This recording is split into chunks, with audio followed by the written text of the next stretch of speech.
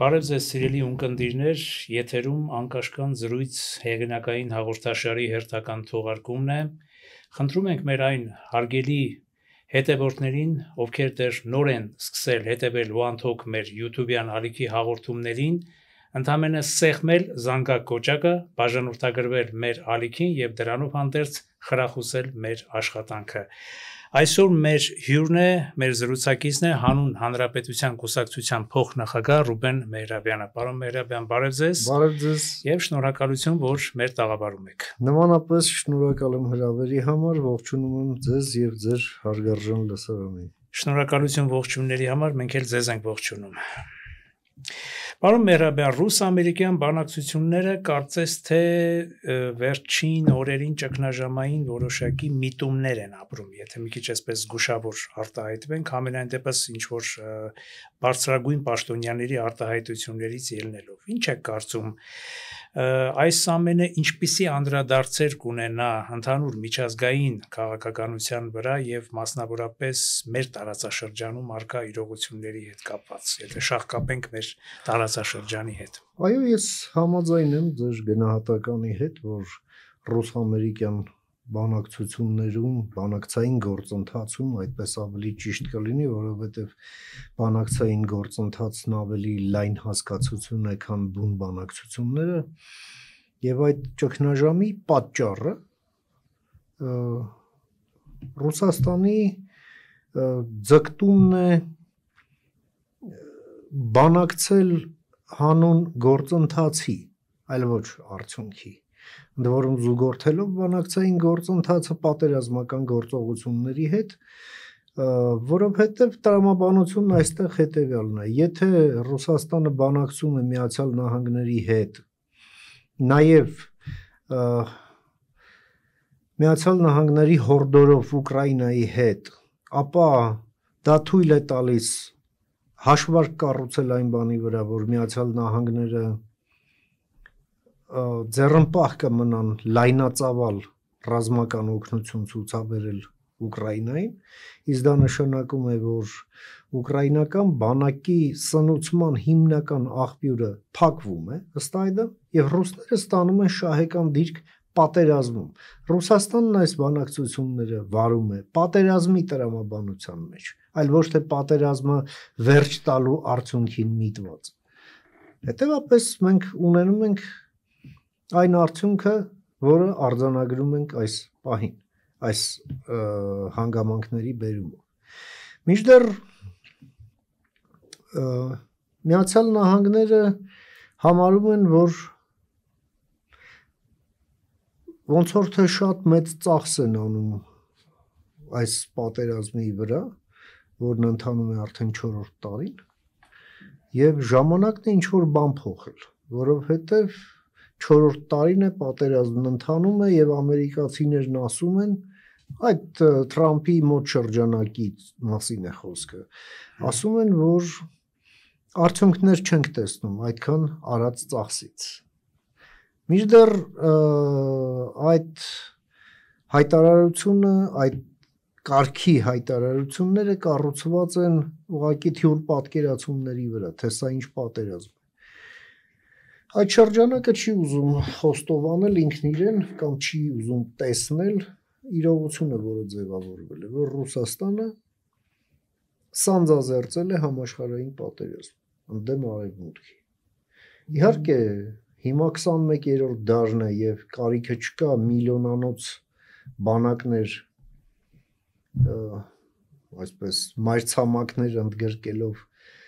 մտցնել պատերազմի մեջ, բայց այնուամենայնիվ դրանից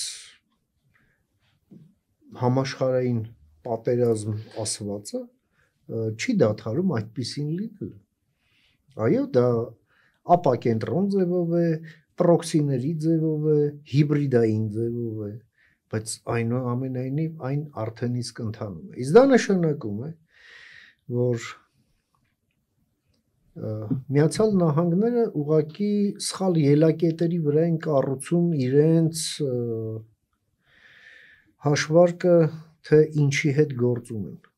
Սա կրկնում եմ Թրամփի եւ իր մերձավոր շրջապատի պատկերացումներն են այդպիսին։ Մինչդեռ Միացյալ Նահանգների քաղաքականությամբ զբաղվում է 1 միլիոնից ավել մարդ, այդպիսին է այդ երկրի կառուցվածքը, իսկ այստեղ կարծիքները տարբեր են եւ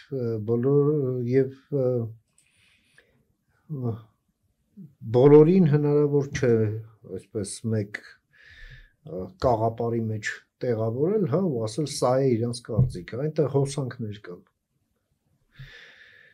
Եվ մենք տեսնում ենք, այո, պայքար է գնում ընկալումների, նարատիվների, ռազմավարությունների, դոկտրինների, պարադիգմերի եւ բախման արդյունքը կկանխորոշի, թե վերջնական ինչ դիրքորոշում կորդեգրի անձամբ Դոնալդ Թրամփը, որից իհարկե շատ բան է կախված, որովհետև նա է Միացյալ Նահանգների նախագահը։ Պարոն Մերաբյան, այդ փորձենք նաև ես դառնամ նաև հնարավորինս օբյեկտիվության համար հակադարձող տեսակետների մատուցողը ձեզ, շնորհակալություն։ Այ հակադարձող դիրքերից ասում են, որ բոլոր դեպքերում այդ արյունալի պատերազմը, որ բոլոր դեպքերում անկախ արդյունքից կամ անկախ դասավորությունից դա մեծագույն ողբերգություն է, մարդկային մեծագույն ողբերգություն, որովհետև միլիոնավոր զոհեր կան, ել չեմ ասում վիրավորներ, հաշմանդամներ, գաղթականներ, էլ չխոսենք, հետևանքներ ՆԱՏՕ-ի ընդլայնման եւ հետխորհրդային շրջանի պայմանավորվածությունների խախտման հավաքական նույն արևմուտքի կողմից, այսպես ասած, արևմտական ձեր ասած շրջանակների կողմից եւ վերջին շրջանի միտումները, այ վերջերս նոր տեղեկություն եղավ, որ Էստոնիայում հրթիռային կայանքներ են ամերիկացիները տեղավորել եւ ռուսները ասում են, որ դրանք շատ լուրջ վտանգ են ներկայացնում իրենց անվտանգության, այսինքն հակառակ միտում ռուսական կողմն էլ պնդում է, որ այդ ոչ թե պատերազմը, այլ հակատերորիստական օպերացիան, այսպես ասած, ուղղված էր իր անվտանգությունը ապահովելու համար, հատուկ ռազմական օպերացիա, SVO-ն, այո, SVO-ն ուղղված էր իր անվտանգությունը ապահովելու համար, հակառակ դեպքում ինքը որպես պետականություն էլ չասեմ, մինչ Պուտինյան շրջանը ինչ էր կատարում Ռուսաստանում, արդեն կարծես թե Ռուսաստանի տրոհումներ սկսվել եւ Պուտինը ըստ իրենց եկավ եւ կարողացավ փրկել, հավաքել Ռուսաստանը, փրկել տրոհումից, մասնատումից, կործանումից լայն հաշվով։ Ինչ կարծիք եք այս տեսակետների մասին։ Չեմ ընդունում այդ տեսակետը, համարում եմ այդ տեսակետը, որը ըստ էության Ռուսաստանի կողմից ներկայացվող պաշտոնական տեսակետն է, համարում եմ որպես դեմագոգիա, ուղղակի եկեք վերհիշենք պատմությունը, նման ճառերով զարմանալիորեն բառ համընկնող խոսում էր ով մի աննորմալ եֆրեյտոր սկզբից Մյունխենի գարեջրատներից մեկում, իսկ հետո ավելի պատկառելի վայրերում, որից հետո նա դարձավ Գերմանիայի կանցլեր։ Ադոլֆ Հիտլերը։ Շատ ճիշտ եք դուք ասացիք, իսկ ես ձեզ հետ համաձայնեցի։ Եվ նա նայել էր յուրովի այսպես հանուն խաղաղության մարտիկ էր եւ հանուն արդարության։ Եվ նա ասում էր նույն ճառերը, այո, եւ նա եւս իր ընդդիմախոսներին կոչում էր արևմուտքի վարձկաններ, քայքայվող արևմուտք, անբարոյական արևմուտք եւ այդպես շարունակ։ Ձեռքի հետ էլ իհարկե բոլշևիկներ, բայց բոլշևիկներին ավելի քիչ, որովհետև երբ երկրորդ համաշխարհային պատերազմը սանձազերծեց, ինքը դա արեց դաշնակցելով նույն բոլշևիկների հետ։ 39 թվականի սեպտեմբերի 1-ին ունենալով պակտ այդ ռեժիմի հետ։ Ասելիքս հետևյալն է, որ հարակից դեպքերը, որոնք տեղի ունեցան ձեր վկայակոչած դեպքերին զուգահեռ, հերքում են այդ այսպես ասենք նարատիվը, հա, որը ներկայացնում է Ռուսաստանը։ Ի վերջո, եթե նրանք ուզենային Ռուսաստանի համար սպառնալիք ձևավորել, նախ եւ առաջ նրանք պատմության մեջ ամենամասշտաբային հումանիտար օգնությունը չէին ուղարկի ամբողջ հետսովետական տարածքին սառը պատերազմի ավարտից հետո։ Ի վերջո սովետը փլուզվեց, սառը պատերազմում ջախջախիչ պարտություն կրելով, հա, քաղաքական պարտություն, տնտեսական պարտություն, բարոյա գաղափարախոսական պարտություն, բոլոր առումներով։ Միակ բանը, որ տեղի չի ունեցել, չի եղել ռազմական բախում։ Եվ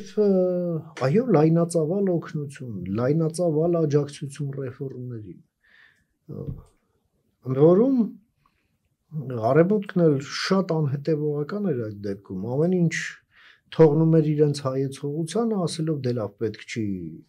շատ բանի հետև ընկնենք, որպեսզի նրանց չվիրավորենք եւ այլն եւ այդպես շարունակ։ Արդյունքում բերեց այդ ամենը նրան, որ ռեֆորմները վերածվեցին ուղղակի պատմականորեն լայնամասշտաբ գողության, ձևավորվեց կրիմինալ օլիգարխիա, որն էլ տոտալիտար ռեժիմից անցում կատարեց դեպի մի կառույց, որը կոչվում են մի համակարգ, որը կոչվում են կապիտալիզմ ընկերների համար, որն էլ վերաճեց կապիտալիզմ միայն Պուտինի ընկերների համար, որից հետո սկսվեց արդեն այն մուտացիան, որը գալիս է մինչ մեր օրեր։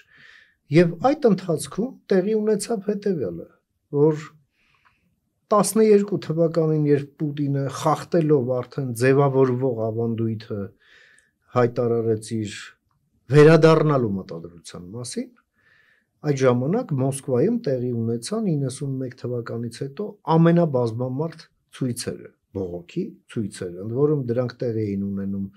հակակոռուպցիոն եւ հակակրիմինալ կարգախոսներով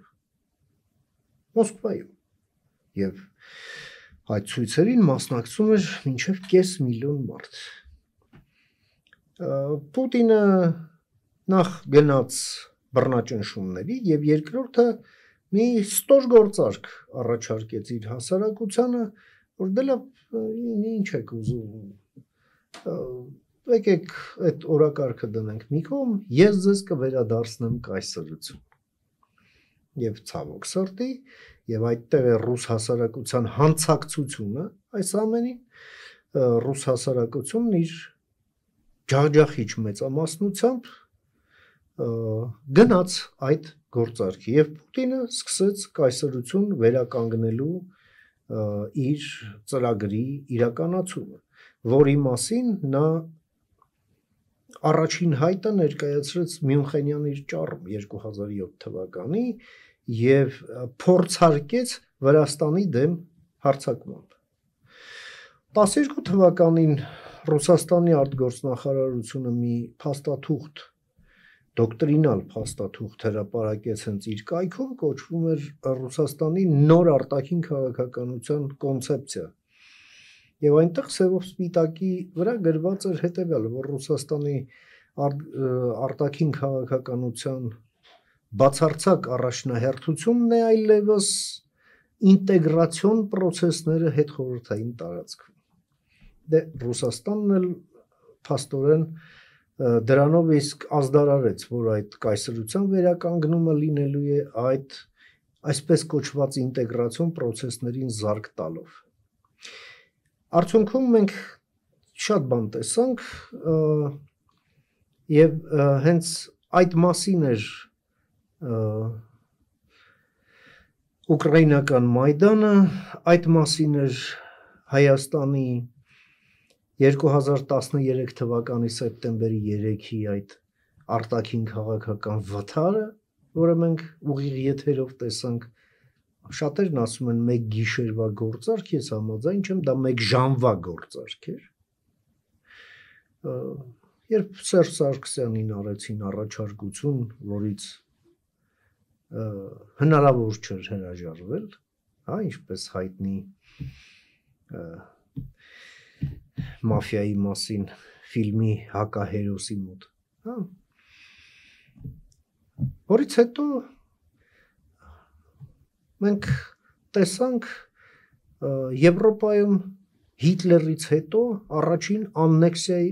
ակտը, որը իրականացրեց ով? Ռուսաստանը։ Սա ՆԱՏՕ-ի մասին չէր։ ՆԱՏՕ-ի հետ կապված որևէ խոստում չի եղել։ Մեկ, երկրորդը, ՆԱՏՕ-ին անդամակցելու որոշում ընդունել են շատ կոնկրետ պետությունների ղեկավարներ եւ հասարակություններ։ Լեհաստան, Չեխիա, Սլովակիա, Հունգարիա, Ռումինիա, Բուլղարիա եւ ալիքներով ընդլայնվել է ՆԱՏՕ-ն ի հաշիվ այդ պետությունների սուվերեն որոշումների, որովհետեւ իրենք այդտեղ են տեսել ա իրենց անվտանգությունը եւ բ իրենց բարեկեցությունը։ Մի պարզ օրինակ, երբ Բուլղարիան անդամակցեց ՆԱՏՕ-ին, այդ անդամակցությունից 3 ամսվա ընթացքում, հենց անդամակցության սկզբից 3 ամսվա ընթացքում մայրաքաղաք Սոֆիայի անշարժ գույքի գները գրեթե կրկնապատկվեցին։ Օրինակ, այսինքն այդ ամենը խիստ փոխկապակցված։ Ահա ինչ բերեց ՆԱՏՕ-ն մի պարզ օրինակով, հա, դե ես էլ չեմ խոսում դրա ռազմական բաղկացուցի մասին եւ այլն։ Մինչդեռ երկրներ, որոնք չմտան ՆԱՏՕ, նրանք մինչ օրս ունեն խնդիրներ։ Լրջագույն խնդիրներ, դրամա, ողբերգություն։ Դա հենց օրինակ Ուկրաինան է, որին մերժեցին ՆԱՏՕ-ի հեռանկարները Բուխարեստի գագաթնաժողովի ժամանակ, Վրաստանը, որին եւս մերժեցին, Հայաստանը, որը չէր էլ դիմել համարելով դե լավ դե Ռուսաստանը մեր 200 տարվա փրկիչն է, եղբայրն է, ամեն ինչն է, ոնց ասին հենց էլ անում ենք, մենք ինչ խնդիր ունենք կամ պետք է ունենանք։ Եվ մինչև օրս մենք տեսնում ենք ով ինչ խնդիր ունի եւ դեռ կունենա, քանի չի լուծվել գլխավոր ճգնաժամը։ Դա այսպես ասենք լիբերալ դեմոկրատիայի գլոբալ ճգնաժամն է, բարոյական ճգնաժամը, որի մեջ գտնվում է ողջ ազատ աշխարհը ներկայումս։ Մենք նույնիսկ ամերիկյան ընտրությունները մենք նույնիսկ ունենք ազատ աշխարհում առաջնորդության ճգնաժամ։ Այո, այդպիսի իրավիճակ էր 30-ականներին։ Արդյունքում մենք տեսանք ինչ։ Արդյունքում մենք տեսանք այն, որ ամբողջ մայրցամաքային Եվրոպան չնչին այսպես կղզյակների ձևով բացառությունների դարձավ դարչնագույն 30-ականներին։ Ներկայիս ճգնաժամը, որը եկավ նախ այդ Շրյոդերներից, Շիրակներից եւ Սարկոզիներից կամ Մերկելի նման այդ անողնաշար քաղաքականությունը, որ Գերմանիան ինքն իրեն զրկեց, ասենք, ատոմային էներգետիկայից հանուն ինչ-որ սխալ հասկացած կանաչ գաղափարների, մինչդեռ հարևան Ֆրանսիայում ատոմային էներգետիկան կազմում է ընդհանուր կարողությունների շուրջ 80%-ը եւ երկիրը կցեց ռուսական ածխաջրածիններին, հա, տուրք տալով այն 17-18-րդ դարից, հա, այդ գերմանական քաղաքական այդ դասում այդ ռոմանտիկ պատկերացումներից արևելքի մասին, հա, որ մի խոսքով կոչում են օստպոլիտիկ, հա, դա ինչ-որ վերակենդանացա, որ մենք հեսա կգնանք, կմոդեռնիզացնենք և դրանով իսկ կհամագործակցենք, Գերմանիան նոր շունչ կստանա, մենք էլ կզարգանանք, նրանք էլ։ Արդյունքում ստացվեց, որ դա շատ վտանգավոր ռոմանտիզմ էր, որը հանգեցրեց ողբերգության։ Այսինքն այն, որ ասում են, սա էլ ասեմ, ու երևի այսպես տրամաբանական անցում կատարենք մեր հաջորդ հարցին, որ Եվրոպան ինքնին այսօր ունի, նաև ձեր ասացի հիման վրա, գուցե, եթե դուք համաձայնվեք, անվտանգային խնդիր, եւ նույնիսկ մեր հայաստանյան շրջանակներն ասում են, բա մենք ոնց ապավինենք Եվրոպային, քանի որ Եվրոպան ինքը անվտանգություն սպառող հասկացողություն է, Եվրոմիությունը շատ կարևոր բան է։ Դա, ահա Խնդրեմ, համեցեք ձեր մեկնաբանությունը։ Որովհետև հարցն է սխալ դրվում։ Մենք ոչ թե պետք է ապավինենք Եվրոպային, այլ մենք պետք է որոշում ընդունենք Եվրոպայի հետ համատեղ լուծենք այդ հարցը։ Մասնակցենք Եվրոպայի անվտանգության ապահովման գործին, ապահովելով դրանով իսկ նաև մեր անվտանգությունը։ Այսպես պետք է հարցը դրվի։ Այո, մենք այդ բազմակողմ երկխոսության քննարկումների մասը պետք է դառնանք եւ ըստ էության դե ֆակտո մենք դարձել ենք արդեն։ Այսինքն քննարկումների, ոչ թե պարզապես հապշտապ Եվրոմիության անդամ թե ինչպես ասում են, էլի ոմանք չէ։ Չէ, հապշտապ ոչ մեկ էլ չի ասում, որովհետեւ դա իրատեսական էլ չէ։ Մենք պատրաստ չենք ի վերջո ստանդարտներ գոյություն ունեն Եվրամիություն մուտք գործելու։ Դու կարող ես մուտք գործել հենց այսօր, եթե հենց այսօր համապատասխանես, ասենք Կոպենհագենյան, եթե չեմ սխալվում, 35 չափանիշների։ Այո, 35, ես էլ եմ լսել 35։ Հարց եմ տալիս, մենք համապատասխանում ենք, ոչ չենք համապատասխանում։ Որը որ համապատասխանեցինք, հաջորդ օրը մենք տեսականորեն այո կարող ենք եւ այդտեղ կարող ենք պայմանականորեն ես եւ դուք բանավիճել այն մասին, թե այսօր ենք մտնում, թե վաղն ենք մտնում, թե 6 ամսից, թե 1 տարուց, ինչ պատճառ։ Բայց մենք փաստ ենք, հա, որ մենք այս պահին չենք համապատասխանում, բայց մենք պետք է խնդիր դնենք համապատասխանելու, խնդիր դնենք ճանապարհ նախանշելու, այդ չափանիշներին համապատասխանեցնելու եւ այո մենք ունենք ահռելի ծավալի տնային աշխատանք, որ մենք պետք է անենք եւ դա մեզ է պետք ոչ թե Եվրոպային ցույց տալու համար, դա մեզ է պետք որ մենք մեզ փոխենք, որովհետեւ անկախ Հայաստանը, անկախ ինքնիշխան Հայաստանը պատմականորեն այնպես է դասավորվել, որ դա նաև եվրոպական Հայաստանն է, կամ այդպիսի Հայաստանը մշտապես ոչ եվրոպական Հայաստանը, Հայաստանի գոյությունը մշտապես վտանգված է լինելու և մենք ուղղակի ամեն օր պետք է այսպես անորոշ հեռանկարին միտված կենաց մահու պայքարի մեջ ապրենք, ինչը կհյուծի մեր երկիրը։ Այնպես որ այս ամենը իր մեջ կրում է երկու ամենակարևոր նկատառումը, թե ինչու Եվրոպա, ինչու եվրոպական Հայաստան։ Առաջինը այո անվտանգություն, ընդ որում իր ամենալայն ընկալմամբ, որտեղ բանակը դա միայն դարպասապահն է, հա? Իսկ խոսքը այն մասին է, որ ամբողջ թիմը իր ֆունկցիաները կատարի եւ գործը դարպասապահին չհասնի։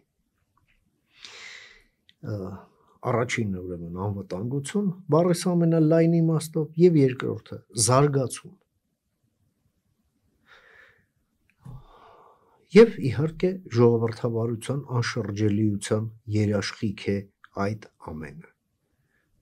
որը այո ապահովում է մեր ազատ կենսակերպը, հա, որի շուրջ մենք ձևավորել ենք համահասարակական կոնսենսուս, որ այո այստեղ այլևս բռնապետություն չպետք է լինի։ Սա է իմ պատկերացումը, թե եւ տեսլականը, եթե կուզեք, թե մենք որ ճանապարհով, ինչ ալգորիթմով եւ ինչ հաշվարկներով, եթե խոսում ենք նաեւ հաշվարկներից, մենք պետք է ընթանանք առաջ։ Ճանապարհի առումով իշխանություններն ասում են, որ մենք վարում ենք բալանսավորված արտաքին քաղաքականություն, բայց ըստ էության, այսպես դարձյալ կարծիքների բաժանում կա այստեղ, պարոն Մեհրաբյան։ Մի մասը ասում են, որ Նիկոլ Փաշինյանի վարչակարգը շատ ավելի ռուսամետ է, դեռ այսօրվա դրությամբ, իր էությամբ, որովհետև ոչ ԵԱՏՄ-ից է դուրս գալիս, հապկին պախարակում է մերթ ընդ մերթ, բայց մնում է հապկում։ Բոլոր դեպքերում վերջին կուզենայի մի քանի խոսքեր Լավրովի այցի հետ կապված, որը ըստ որոշակի շրջանակների, նաև իմ ականջին հասած Լավրովի այսպես որոշակի հայանպաստ արտահայտությունների ամեն դեպքում որպես արտաքին այսպես գործոն վատ չէր մեզ համար եւ նա բավական այսպես կոմպլիմենտային խոսքեր էր ուղղում Հայաստանի հանդեպ, անգամ զուգահեռներ անցկացնելով համեմատական Ուկրաինայի հետ, որպես եղբայր երկիր, ընկեր երկիր, ընկերակից երկիր, այդ քաղաքականությունը եմ լսում, որ նա ինչ-որ հայանպաստ կամ հայամետ բաներ է ասել։ Արմենիա նаш друг, այսինքն դա լավ չի, որ այդ բևերը, որը ամեն դեպքում այդ բևերը հետ սրվելը մեզ համար կարող է հանգեցնել շատ վտանգավոր հետևանքների, այսինքն պաշտպանական իմաստով կամ ասենք դաշնակցային իմաստով, այս բարդ խճճված դեռ անորոշ վիճակում, երբ որ մեր նախորդ զրույցում, ինչպես դուք ասացիք, դեռ աշխարհը անվերջանալի սկսված եւ դեռ անորոշ բանակցային process-ների մեջ է եւ անվտանգային բացեր կան։ Այսպես ասենք, եղած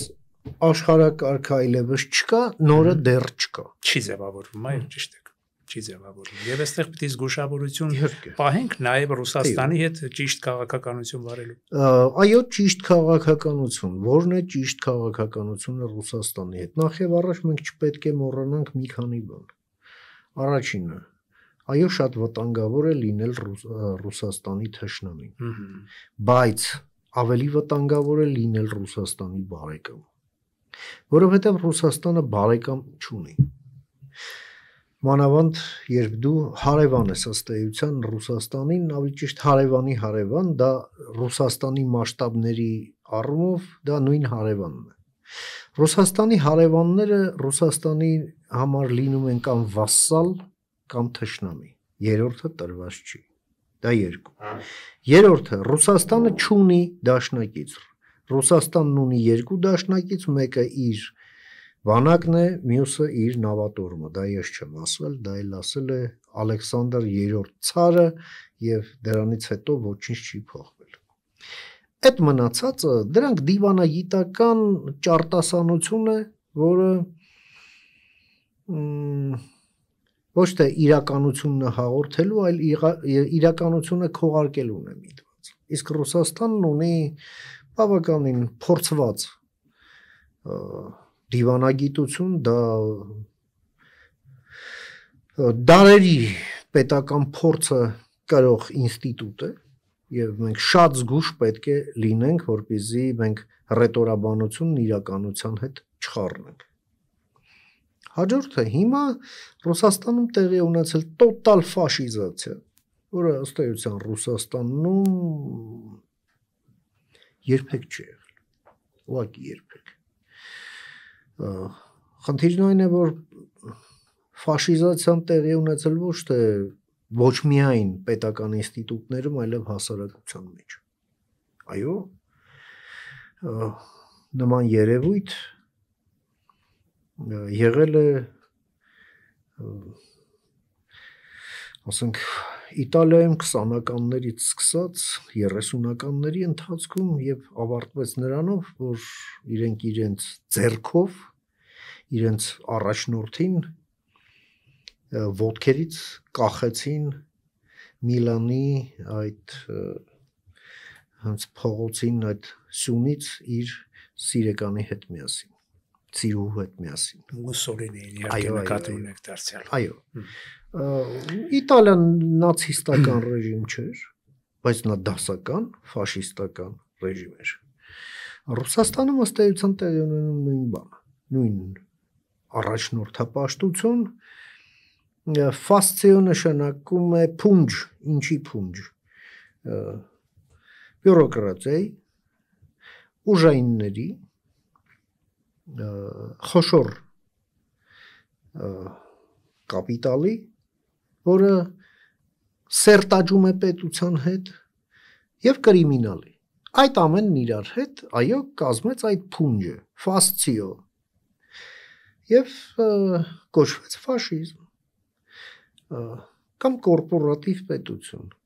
Մենք նույն եւ իհարկե այդ ամենը պահելու, այդ ամենի ցեմենտն էլ նաեւ թշնամու կերպարն է։ Մենք այդ ամենն ունենք Ռուսաստանի պարագայում այլևս։ Մուսոլինին Auschwitz չէր կառուցում, հոլոկոստ չէր իրականացնում, այո, դրա համար մենք նացիստական չենք կոչում Իտալիայի ռեժիմը, մենք քաղաքագիտական տերմիններով ենք ֆաշիստական։ Այո, բայց դա դասական ֆաշիստական էր, ֆաշիստ եւ ֆաշիզմը դա բանը, եթե քաղաքագիտական ազգայնամոլական չէր, ազգայնամոլական չէր, այսպես ուղղակի բռնապետական ֆաշիստական էր։ Իհարկե, եւ ֆաշիզմը դա ոչ թե վիրավորական արտահայտություն է, հա, այլ քաղաքական, քաղաքագիտական տերմին է, քաղաքագիտական տերմին է, որը կամ համապատասխանում է այդ օբյեկտին, ում դու այդպես կոչում ես, կամ չի համապատասխանում, բայց տվյալ դեպքում մեկին մեկ, այո, համապատասխանում է։ Իսկ այդպիսի երկրներում դիվանագիտությունը լինում է ուժային դիվանագիտություն ուժի դիրքերից։ Հայաստան այցելած Ֆրանսիայի արտգործնախարար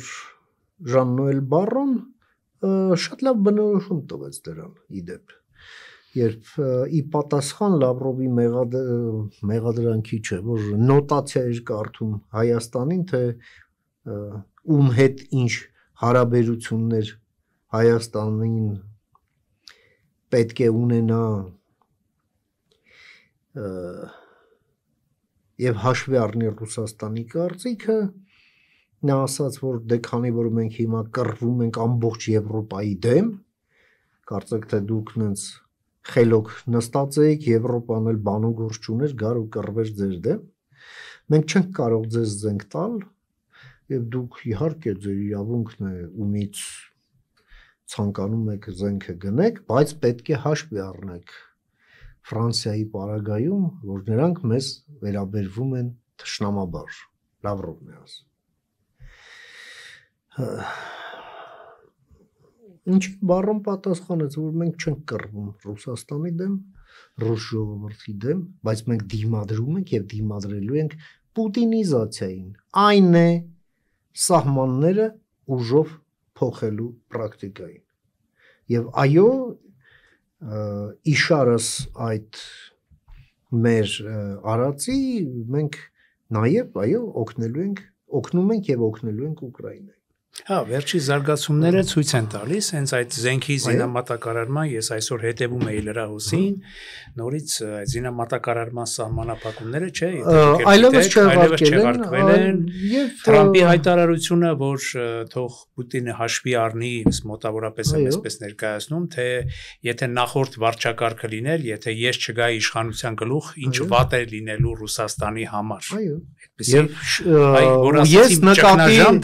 Ես նկատի ունեմ, որ շատ վատ բաներ տեղի ունենալու։ Մի հատ էլ այնց մեծ կապսլոկով գրած։ Այո, նախ Թրամփն ասաց, որ Պուտինը խելագարվել է, երկրորդը դրա մասին ասաց եւ երրորդը ինչ էլ ասաց, որ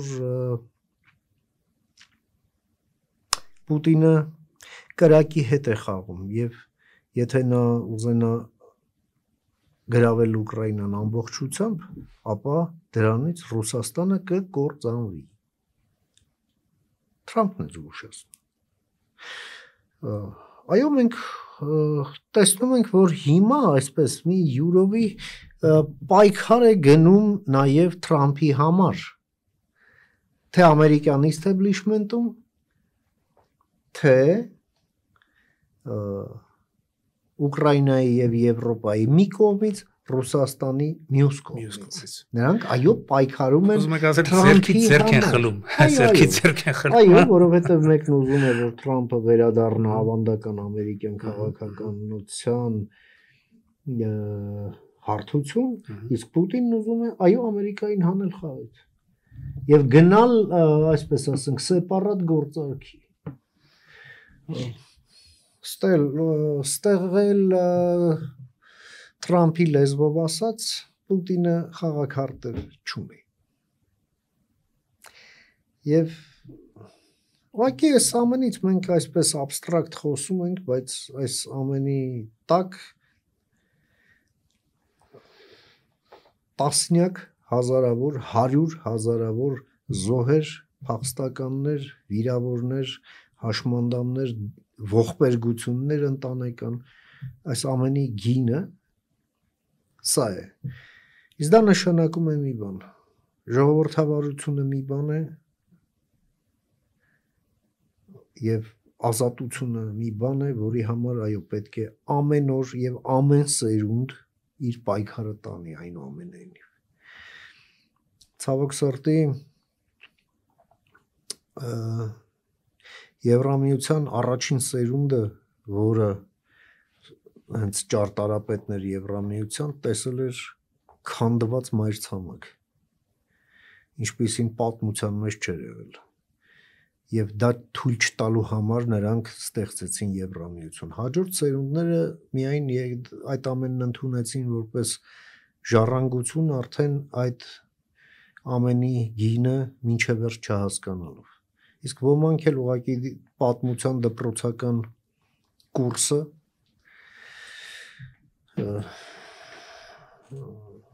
չսովորելով, գլուխ պահելով։ Նրանք նույնիսկ դպրոցում էին վատ աշակերտներ։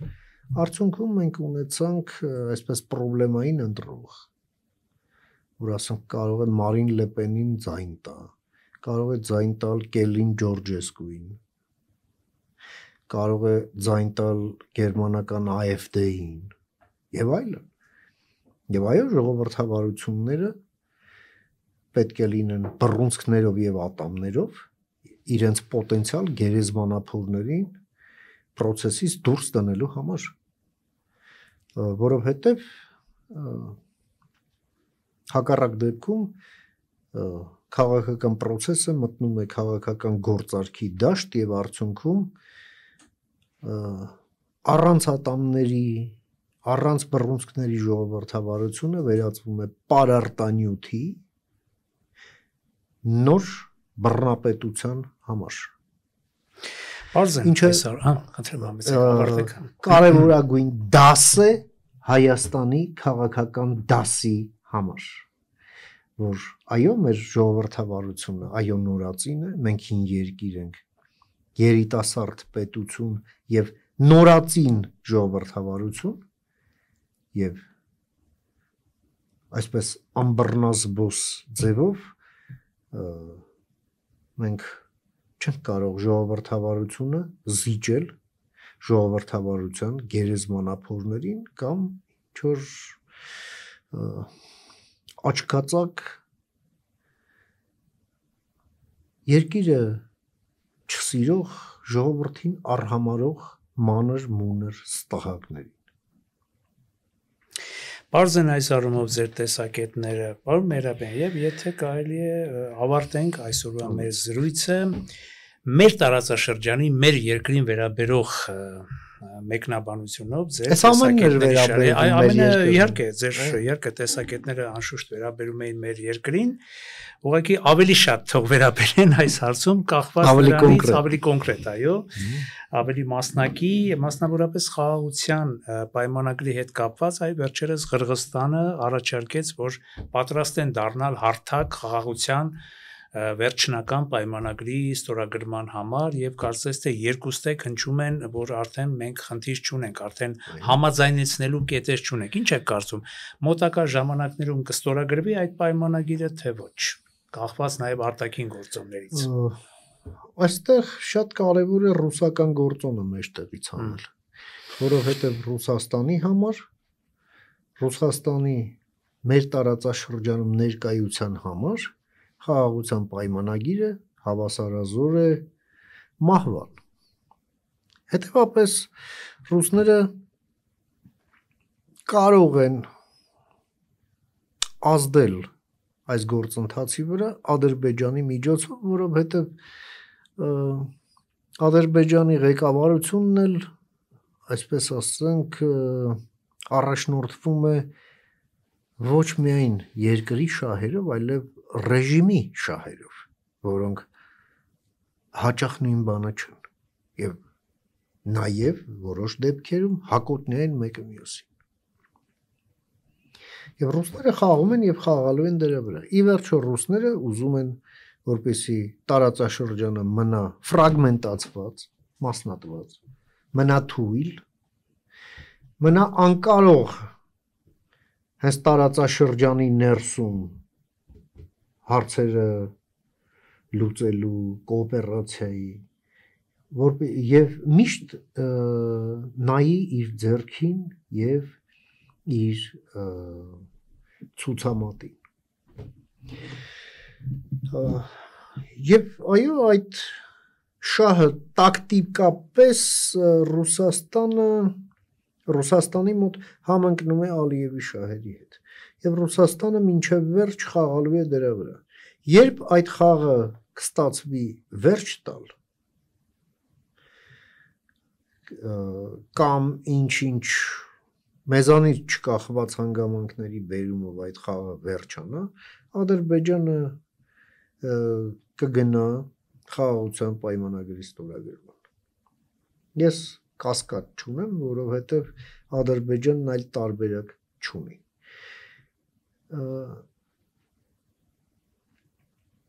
Ներքին լսարանին հաճոյանալու համար Ալիևը անկախ նրանից թե ինչ է խոսում, ինչ չի խոսում, բայց Ադրբեջանի հետագա բանակցային վարքը պայմանավորված է երկու գործընթացով։ Առաջինը դա Ռուսաստան-Ուկրաինա պատերազմի ընթացքն է, որպես այդպեսին, որովհետև դրանից է կախված, թե ինչ է իրենից ներկայացնելու Ռուսաստանը, հա, եւ երկրորդը դա Իրան Միացյալ Նահանգներ բանակցություններն են, որոնք ուղղակի տեկտոնիկ տեղաշարժերի կբերեն մեր ողջ տարածաշրջանը։ Բայց կարծես թե այդ առումով դրական միտումներ կան, չէ՞։ Այո, բայց ռիսկեր էլ կան, որ միտումները չեն վերաճի արդյունքի։ Ռիսկերը այնուամենայնիվ մնում են։ Կապրենք կտեսնենք, բայց հնարավոր գործարքը Միացյալ Նահանգների եւ Իրանի մեջ դա 100%-ով բխում է Հայաստանի շահերից։ Եվ երկրորդը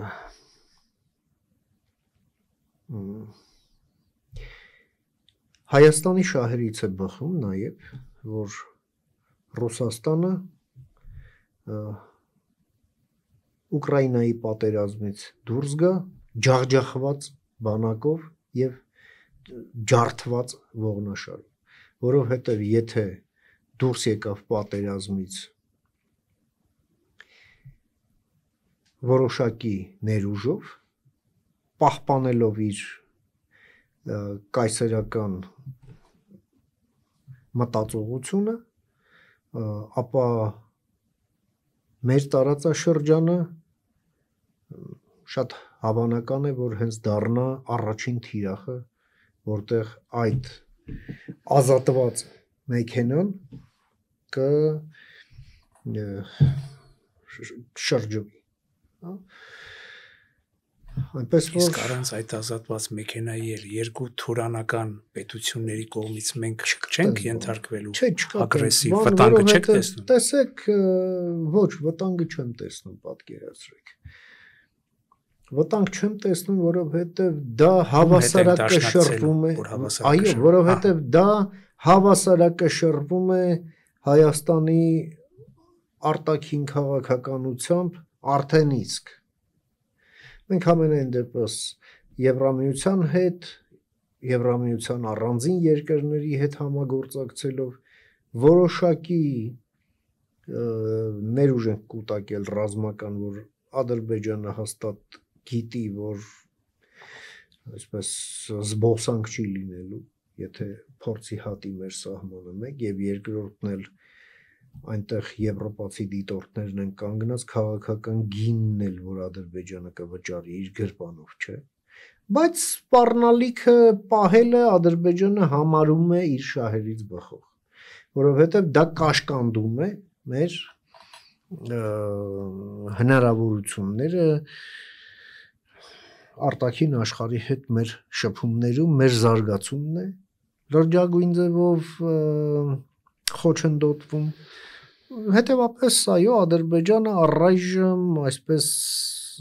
արկախված վիճակում է այս գործընթացը պահելու ինչ վերաբերվում է Թուրքիային Թուրքիայի առաջնահերթություններն այլ եւ բոլոր այն խոսակցությունները թե գիշերները քունը չի տանում թե երբ են հարձակվելու մեզ վրա դա ռուսական ռոպագանդայի արդյունք է եւ մի շատ կարեւոր բան հիշեցնեմ պատմությունից այդ պանթուրանիզմ կոչվածը ծնվել է ցարական ախրանկայի կաբինետներում եւ նպատակ ուներ թուրքերի ներքո միավորել բոլոր մուսուլմաններին եւ այն ուղղել բրիտանական կայսրության դեմ եւ այդ պրոյեկտի անունը դրվեց Թուրան դա ինքնին այդ Թուրանի պանթուրանիզմի ակունքներում կանգնած են եղել ռուսահպատակ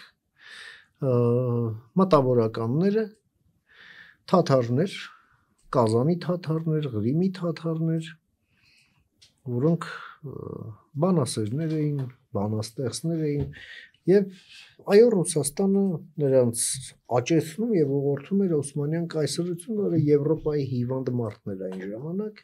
կար նաեւ գաղափարական ճգնաժամ, չէ, կայսրությունները փլուզվող այդ կայսրության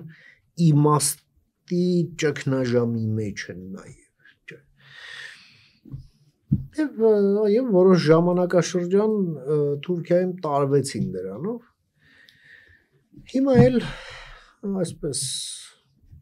կա հասարակության սեգմենտ որը այդ մի քիչ սերիալներից էլ ոգեշնչված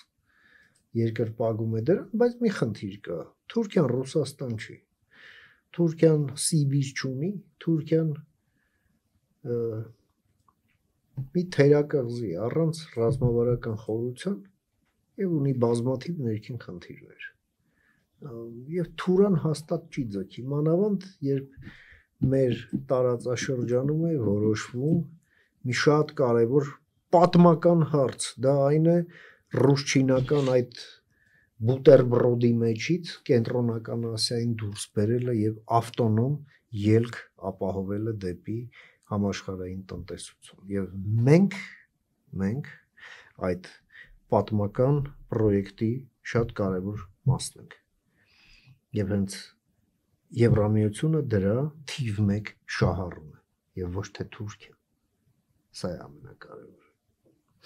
Պարոն Մեհրաբյան, շնորհակալություն, որ եկաք եւ արտահայտեցիք ձեր տեսակետները։ Շնորհակալություն։ Եթերում անկաշկան զրույց հեղինակային հաղորդաշարի հերթական թողարկումներ եւ մեր զրուցակիցն էր հանուն Հանրապետության կուսակցության փոխնախագահ Ռուբեն Մեհրաբյանը։ Ես դիմում եմ մեր այն սիրելի ունկնդիրներին, որոնք նոր են սկսել հետևել մեր One Talk YouTube-յան ալիքին, խնդրում եմ նրանց ընդամենը սեղմել զանգակ կոճակը, բաժանորդագրվել մեր ալիքին եւ խրախուսել մեր աշխատանքը։ Լավ եղեք։